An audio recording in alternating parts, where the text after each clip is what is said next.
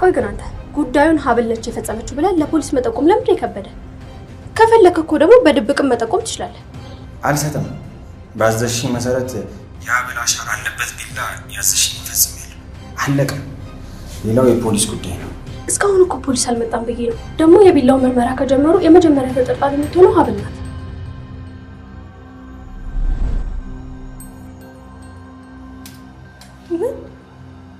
አባዬ እውነት አንተ ነህ አሳልፈህ የሰጠኸኝ? በጣም አዝናለሁ።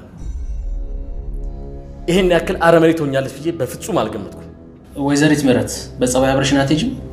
እኔ ምንም አይነት ወንጀል አልፈጸምኩም። ይሄ ሰውዬ አውቆ ነው በእኔ እያሳበበ ያለው። ይሄ ሰውዬ እና ከዚህ ሁሉ ነገር በኋላ አባዬ ብዬ እንድጠራክ ነው የፈለከው? ቆይ ሲጀመር እኔ የምን ስልክ ሳውራን የሰማኸኝ? እየዋሸህ ነው እያልሽኝ ነው? ፈጽሞ እንደዚህ አይነት ልጄን አለቃት። እኔም አላውቅህም አልኩህ እኮ። ሲጀመር የእናቴን ታዲያ ለምንድን ነው እስካሁን እዚህ የተቀመጥሽው? ቆይ አባዬ እንዴት ነው ቆይ እኔን የተሰማኝ ጥቃት አንተን ያልተሰማ? ምናልባት የተናገረችው ነገር እውነት ቢሆንስ? የእውነት ደግሞ ከአንተ ጋር ፍቅር ይዟት ቢሆንስ?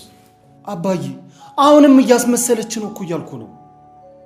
እስኪ ንገረኝ፣ በዚህ የቆይታ ጊዜያችሁ ውስጥ ለእሷ ስሜት አንድ ቀን እንኳን ተሰምቶ አያውቅም? ቆይ አባዬ ለምን ብዬ ነው እኔ ውሸታም የማፈቅረው? እኔ ውሸታም ከመሆኗ ከማወቅ በፊት ነው ያልኩ። አትልፋ አባዬ። አሁንም ቢሆን ድሮም ቢሆን ከዚች አታላይና ካዲ ፍቅር ይዞኝ ያውቅ መቼም ሊይዘኝ ይችላል።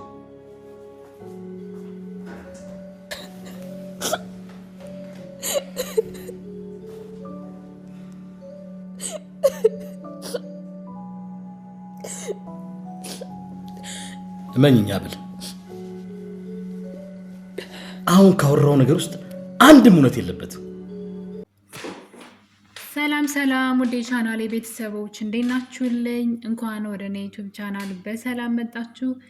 ደህና ናችሁ የኔ ተወዳጆች? በሀብል ድራማ በክፍል 8 ላይ እንግዲህ አስገራሚ ነገሮችን እያየን እንገኛለን።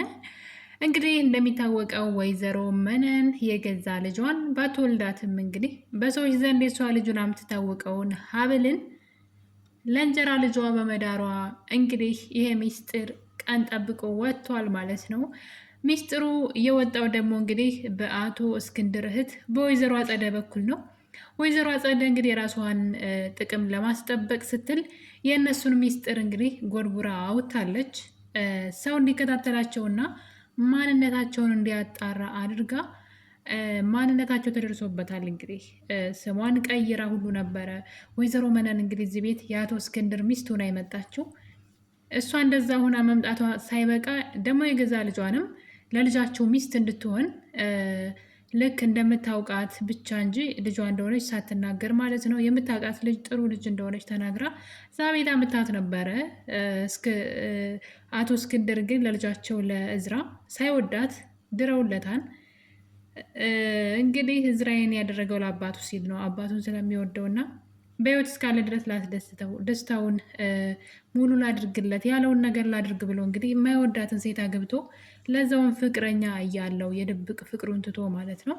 እንግዲህ ይሄ ሚስጥር ከጊዜያት በኋላ ወይዘሮ አጸደ ንብረቱን ሊካፈሏትና እነሱም ይሄ ሀሳብ እንዳላቸው ስላወቀች ነው እንግዲህ የእነሱን ማንነት አጣርታ የደረሰችበት። ማንነታቸው ከታወቀ በኋላ እንግዲህ በመሀል ብዙ ነገር ተፈጥሯል። እንደምታውቁት እንግዲህ ደግሞ ማህደር ተገላለች። ማህደር እዛ ቤት በወጣች በትንሽ ቀን ውስጥ እንግዲህ ተገላለች እና ነገሩ የመጣው እንግዲህ ወደዚህ ቤት ነው። ተጠርጣሪዎቹም እዚህ ቤት ውስጥ ናቸው። ብቻ እዚህ ቤት ጋር የተያያዘ ታሪክ ነው ያላት ልጅቷ። ሲጀመርም በተለይ ደግሞ ቤት ፍቅረኛዋን ያገባች ሴት አለች ወይም ደግሞ ሀብል የባሏ ፍቅረኛ እንደሆነ ስታስብ ቤት ውስጥ የሚጣሉ ስለነበረ በቀላሉ እንግዲህ ሀብል ለዚህ ነገር ትቀርባለች፣ ገደለቻትም ለመባል። በተለይ ደግሞ ልጅቷ የሞተችው አሟሟት ማለት ነው ሀብልን ቀጥታ እንዲመለከታትና ሀብል ተጠርጣሪ እንድትሆን የሚያደርግ ነው። ለጊዜውም ቢሆን ሀብል ከተጠርጣሪነት ወይም ከተጠያቂነት ብታመልጥም ነገር ግን እስር ቤት መግባቷ የማይቀር ነው። ምክንያቱም ደግሞ ይሄ ነገር ሆን ተብሎ ሴራ ነበር እንግዲህ እዚህ ቤት እንዲወጡ ቤቱን ለቀው እንዲወጡ። በነገራችን ላይ ወይዘሮ አጸደ ነበረች ይህን ነገር ታደርጋለች ብለን ስንጠብቅ የነበረው። ምክንያቱም ቤት እንዲወጡላትና እንዲለቁላት የእሷን ፍላጎት ራሷ ለማድረግ እነሱን ከዛ ለማስወጣት ብዙ ነገር እያደረገች ስለነበረ ማንነታቸውንም እስከ ማጣራት ድረስ የደረሰችው ይህን ነገር እንግዲህ ለቤተሰቡ ተናግራለች። ሀብል የወይዘሮ መነን ልጇ እንደሆነች ከልጅነት እስከ እውቀት ስላሳደገቻት እንግዲህ ሁሉም ሰው የሚያውቀው ልጇ እንደሆነች ነው። ነገር ግን ሀብል እንግዲህ ሆስፒታል ውስጥ ተጥላ የተገኘች ልጅ ናት። ወይዘሮ መነን ወስዳ ያሳደገቻት በአራስ ቤቷ እንግዲህ የተወለደች ጊዜ ነው እናቷ ሆስፒታል ውስጥ ትታት ሄደችው። ስለዚህ ከዛን ጊዜ ጀምሮ ወይዘሮ መነን ናት ያሳደገቻት። ለዛም ልጇ እንደሆነች ነው ሁሉም ሰው የሚያውቀው። ይህን ሚስጥር እንግዲህ አጸደ ካወቀች በኋላ ለቤተሰቡ ተናግራለች። ነገር ግን በዚህ መሀል እንግዲህ የማህደር ሞት ነገሩ ለጊዜው እንዲረሳ አድርጎት ነበረ። ማህደር ከሞተች በኋላ እንግዲህ ብዙ ነገሮች ተደበላልቀዋል። ለምሳሌ እንግዲህ ሀብል ኪችን ውስጥ ምግብ ታበስላለች። ብዙ ጊዜ ማህደር ከወጣች በኋላ እሷ ነበረች ኪችን ውስጥ ምግብ ስታበስል የነበረው። ታዲያ በተደጋጋሚ እንግዲህ ሜርሲ እየሄደች ትናገራት ነበረ። አክስቷ የምትመርዛት ነገር አለ አእምሯ ላይ። ሀብልና እናቷ የዚህን ቤት ንብረት ሊወስዱ ነው የመጡት። አንቺ ደግሞ ንብረትሽ በሙሉ እዝራ ነው እያስተዳደረው ያለው። ነገ አባትሽ አንድ ነገር ቢሆን ባዶሽን ነው የምትቀሪው። ከውርስ ያስወጡሻል፣ ንብረትሽን ሊዘርፉ ነው እያለች እነሱን እንዲጠሉ እንድትጠላቸውና ከቤት አማራ እንድታባረራቸው እሷን መብት እንዳላት ወይም ደግሞ አባቷ በሕይወት እያለ እንዲያወርሳት ውርስም ደግሞ እንድትጠይቀው ብቻ ብዙ ነገሮችን መጥፎ ሀሳቦችን ወደ አእምሮዋ እያመጣች ሜርሲን አክስትየዋ እየመረዘቻት ነበረ። ለዛም ነው እንግዲህ ሀብልን ጥምድ አድርጋ ያዘቻት። በተለይ ገንዘብ የማያደርገው ነገር የለም። እንግዲህ የገንዘብ ነገር ምን ያክል ዋጋ ምንም ያደርጋሉ የማይባሉ የማይጠበቁ ሰዎች ራሱ ሳይጠበቁ ወይም ደግሞ ያስቀመጣችሁበት ቦታ ማለት በቅጽበት ተቀይሮ ነው የምታገኟቸው። እና እንግዲህ ሜርሲ ለገንዘብ ነው ሁሉ ያደረገችው።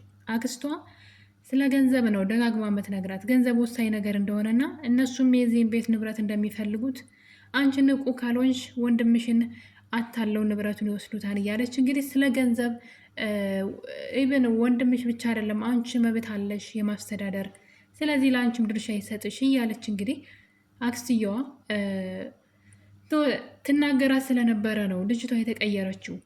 አንዲት ፍሬ ልጅ ናት። እንኳን አይደለም ሰውን ለማስገደል ቀርቶ ሰውን ለመሳደብ ራሱ ብቁ አልነበረችም። ነገር ግን በአክስትየዋ ውትወታ እንግዲህ ልጅቷ ወደ መጥፎ ነገር ሄዳለች።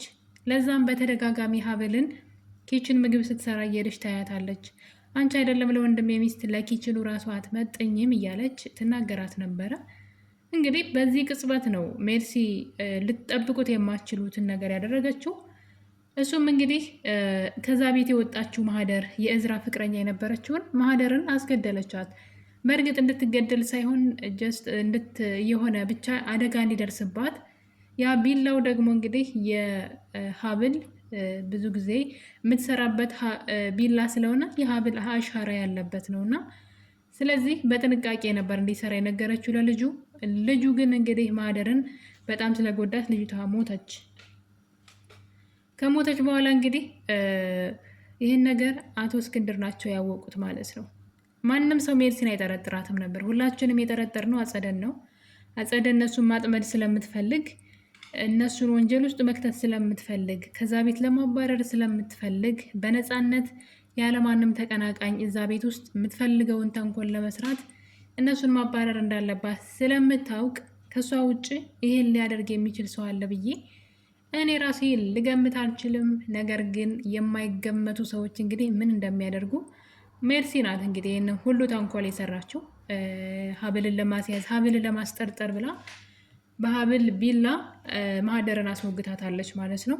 ታዲያ እንግዲህ ማህደር ከተወጋች በኋላ ከሞተች በኋላ ከልጁ ጋር ስታወራ እንግዲህ የገዛ አባቷ ይሰማታል። አባቷ ባይሰማ ኑሮ በዚህ ሰዓት እንግዲህ አቶ እስክንድር ራሱ ሀብልን ይጠራጠሯት ነበረ። ከልጅቷ ጋር ካላቸው ግጭት አንግል ቢላው የእሷ መሆኑ በጣም ብዙ ነገሮች ወደ ሀብል ስለሚያመራ ታሪኩ ገና ነው ሲጀመር። አሁን ላይ ነገሩ ወደ ሀብል እንደማይዞር እርግጠኛ መሆን አንችልም። ስለዚህ የአቶ እስክንድር የእዝራ አባትም ደግሞ እንደ ማንኛውም ሰው ቢወዷትም ይህን ነገር አድርጋለች ብለው ከመረጃ ጋር ያምኑ ነበረ። ነገር ግን በገዛ ጀሯቸው ነው እንግዲህ የገዛ ልጃቸው ሀብልን ወጥመድ ውስጥ ለመክተት ሀብል ተጠርጣሪ እንድትሆን እና እንድትታሰር ልጅቷን እንዲገላት ትእዛዝ ሰጥታ እንደነበረ እንግዲህ ልጅቷ ከሞተች በኋላ ልጁ በጣም ብዙ ገንዘብ ነው የጠየቃት። ምክንያቱም ልጅቷ ስለሞተች ተጠያቂ ነው፣ ከሀገር መሸሻ አለበት እና በጣም ብዙ ገንዘብ ሲጠይቃት እሷ ደግሞ እንደማትሰጠው ሲጨቃጨቁ አባቷ ከበር ስር እንግዲህ ሁሉንም ያወራችውን ነገር ሰምቷታል። በዛ ላይ ደግሞ እኔ እኮ ልጅቷ ተጠርጣሪ ሆና በሀብል እንዲማኝ ነው ቢላው እያለች ስታወራ ሁሉ አባትየው ሁሉም ነገር ሰምተዋል። በነገራችን ላይ አባትየው ፖሊስ ጠርቶ ሲያስይዛት ምን አድርጋ ማለት ግራ ተጋብተን ነበረ። ምን አይቶባት ነው ብለን ነው። እና እንግዲህ ፖሊሱ መጥቶ አንቺ ነሽ ወይ ሜርሲ ብሎ ሲጠይቃት ሰው በመግደል ተጠርጥረሻን ስትባል እንዴት ማለት እኔ እንዴት ሰው ገላለሁ ማለት እኔ እንዴት ሰው ገላለሁ ብላ እኛም እስከሷ ጎን ነበር። እንዴት እሷ ሰው ትገላለች? ምንም ማታቅ ነው እኮ የምትመስለው። እና ነገር ግን ከአክስቷ የባሰች ተንኮለኛ ናት። እንግዲህ ሰው በእሷ ምክንያት ሰው ሞቷል ማለት ነው። እንግዲህ እሷ ታስራለች፣ ለጊዜው በተጠርጣሪነት ታስራለች፣ በአባቷ ጥቆማ መሰረት ማለት ነው።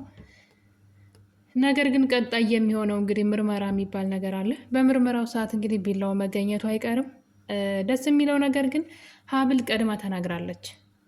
ወይዘሮ መነን አጸደ ምን አይነት ሴት እንደሆነች ስለምታውቅ ቀድማ ለሀብል እንግዲህ ምናልባት አንቺ የምትጠቀሚበትን መሳሪያ ተጠቅመው ገለዋት ሊሆን ይችላል፣ ስለዚህ አንቺ ችግር ውስጥ ትገቢያለሽ፣ ተጠንቀቂ ስትላት ነበረ። ይህም አልበቃ ብሎ እንግዲህ አጸደ በድጋሚ አንቺ ነሽ የወጋሻት በማለት ለመናገር ከአቶ እስክንድር ፊት ሞክራ ነበረ። ታዲያ ሀብል እንግዲህ አንድ ነገር ተናግራለች፣ በአቶ እስክንድር ፊት ማለት ነው። ኪችን ውስጥ የምጠቀምበት ቢላ በጣም ብዙ ጊዜ የምሰራበት ቢላ ጠፍቷል፣ ማህደር ስትሞት ነው እሱም የጠፋው። ስለዚህ ሆን ብላችሁ አንቺና እሱ አቅዳችሁ እኔን ችግር ውስጥ ለመክተት እንደሆነ አልጠራጠርም ብላለች። ስለዚህ አሁን አቶ እስክንድር የእሷን ንግግር ስለሰማ ነገ ላይ በምርመራው ሰዓት ቢላው መገኘቱ አይቀርም። የተገደለችው በሀብል ሁልጊዜ በምትይዘው ቢላ የእሷ አሻራ ባለበት ቢላ ስለሆነ ስለዚህ ነገ ተጠርጣሪ ናት፣ ነገ መታሰሯ አይቀርም። በዛ መሰረት ማለት ነው። ገዳዩም ሳይቀር እንግዲህ ምናልባት ሀብል ናት የላከች ብሎ መናገሩ ስለማይቀር ማለት ነው። በእርግጥ ሀብል ከላከችህ እንዴት የሷን አሻራ የሆነ ቢላ እንድትገልበት ትሰጥሃለች የሚለው ጥያቄም ራሱን የቻለ ሌላ ጥያቄ ስለሚያስነሳ፣ ነገር ግን አሁን ላይ እንግዲህ ሜርሲ ከታሰረች በኋላ ወይዘሮ አጸደ እስር ቤት ድረስ ሂዳ ነበረ። ወይዘሮ አጸደ እንደምታውቁት በጣም መጥፎ ሴት ናት፣ ሲበዛ ገንዘብ ወዳድ ናት፣ ከወይዘሮ መነን የባሰች ናት። የገዛ ወንድሟን ንብረት ነው እንግዲህ ወይዘሮ መነን ምናልባት ባዳ ናት፣ ገንዘብ ወዳድ ናት እንበል። ይችኛዋ ግን የገዛ ወንድሟን ንብረት ነው የምትፈልገው። እና እንግዲህ ሜርሲን እስር ቤት ልጠይቃት ሄዳለች። ነገር ግን ሄደችው ለልጅቷ አስባ ልጠይቃት ሳይሆን ስለሆነው ነገር ልታጣራ ነው። ሜርሲን ነገር እንዳደረገችውና እንዳላደረገችው እየጠየቀቻት ነበረ። ሜርሲም ደግሞ እሷ ልጁን አዛው እንዳደረገና በሀብል እንዲያማኝ እንደነገረችው እሷ እንዳስገደለቻት ስትናገር አጸደ በእርግጠኝነት የሆነ መረጃ እየያዘችባት እንደሆነ እርግጠኛ ነኝ። ሜርሲን ምናልባት ሪከርድ እያደረገቻት ይመስለኛል። ምክንያቱም እሷ ሰውን አትወድም። የእህቷ ልጅ ወይም የወንድሟ ልጅ ናት። እንግዲህ ሜርሲ ግን ጉዳዩ አይደለም፣ ከገንዘብ ጋር ነው እሷ ያላት ቁርኝትና ምናልባት ልጅቷን እያጠመደቻት ይመስለኛል። እንግዲህ ሪከርድ ካረገቻት በኋላ ልጁን ደግሞ እንግዲህ በቤተሰቡ አስፈራርታ መጥቶ እንዲመሰክር ሀብል እንደላከችው መስክሮ እስር ቤት እንዲገባ ታደርገዋለች። ከዛ ሀብልም ተጠርጣሪውን እስር ቤት ትገባለች። ያ ማለት ሜርሲ ከእስር ቤት ትወጣለች ማለት ነው። ከእስር ቤት ከወጣች በኋላ እንግዲህ በያዘችው ሪከርድ እያስፈራራች የቤቱን ንብረት ወይም ደግሞ ድርጅቱን ሳይቀር በስሟ ልታዞራት ትችላለች። በእርግጠኝነት ይህንን ነው የምታደርገው። አጸደ በጣም ተንኮለኛና መጥፎ ሴት ናት። ስለዚህ እንግዲህ ሜርሲን እያወጣጣቻት ነበረ።